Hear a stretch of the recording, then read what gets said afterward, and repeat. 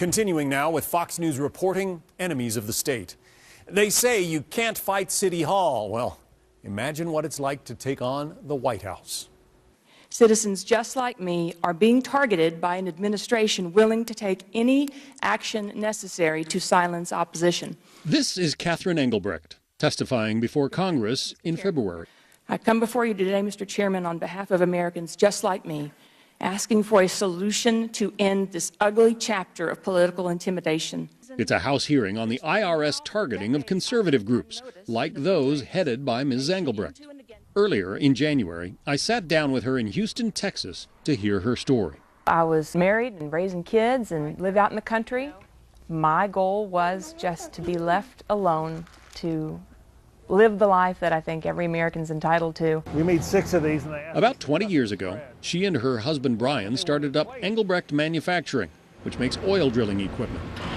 My name's Catherine Engelbrecht, for those of you that might be with us for the first time tonight. However, in 2009, unhappy about what was going on in Washington, she got involved in politics, founding the King Street Patriots. Is it a Tea Party group? We absolutely identify with Tea Party ideals. That same year, Engelbrecht started True the Vote, an electoral watchdog group. We look to see if there are people who are registered more than once or dead people registered in voting, and then we advocate for common sense reforms. In the summer of 2010, she applied for tax-exempt status for both groups, which could help her organizations grow by letting donors write off their contributions. To the new speaker. In the 2010 elections, Republicans swept to historic gains, taking the House and picking up 6 seats in the Senate. Meanwhile, Engelbrecht was still waiting to hear about her group's status. Had you heard anything about your application 6 or 7 months later? No, we hadn't heard anything, and I didn't have any point of reference like what was normal. I've done this for dozens and dozens and dozens of organizations going back for many years. Cleta Mitchell, a Washington, D.C. tax attorney, represents Catherine Engelbrecht. That processing would take 3 to 4 weeks, maybe 2 months. Then in February 2012, about a year and a half after Engelbrecht first applied for tax-exempt status, the IRS requested more information. They wanted to see my Twitter feed. They wanted to see every Facebook posting I'd ever posted. They wanted to know if I had political aspirations. They wanted my resume. They wanted to know, this is the one that always gets me, they wanted to know everywhere I'd ever spoken since the inception of the organization and to whom and what I said. When director of the IRS Exempt Organization Division, Lois Lerner, was later asked by the House Oversight Committee about all the questions Tea Party groups were required to answer, she claimed it was, quote, in the ordinary course of the application process. Those are lies, and we can prove it's not true by looking at the data and looking at the process before 2010. In October of 2012, the IRS sent Engelbrecht yet another round of questions. The following month, Barack Obama swept to a second term.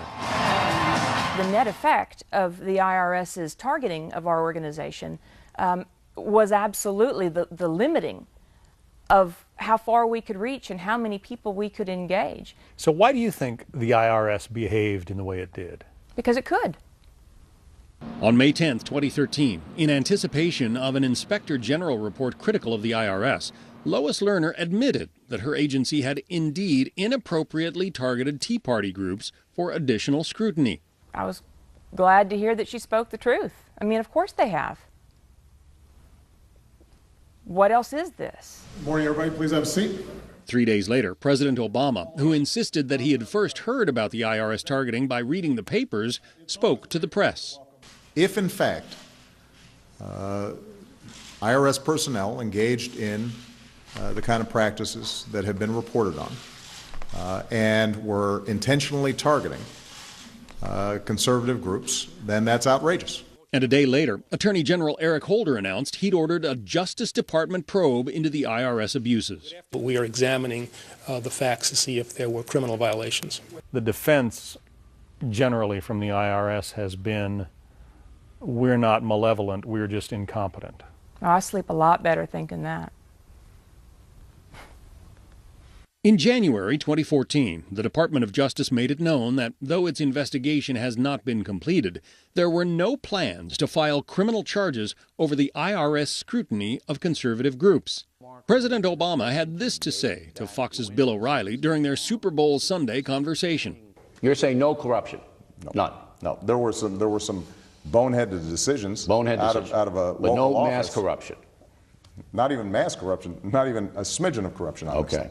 Engelbrecht is not convinced. It was open season on political targets. This administration has taken the IRS and used it to its own effect as a weapon.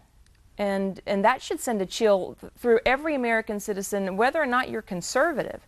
But as Engelbrecht found out, this was only the beginning. Getting a letter from the IRS can be pretty scary, but not as scary as having government agents show up at your doorstep. More on Catherine Engelbrecht's ordeal when we return.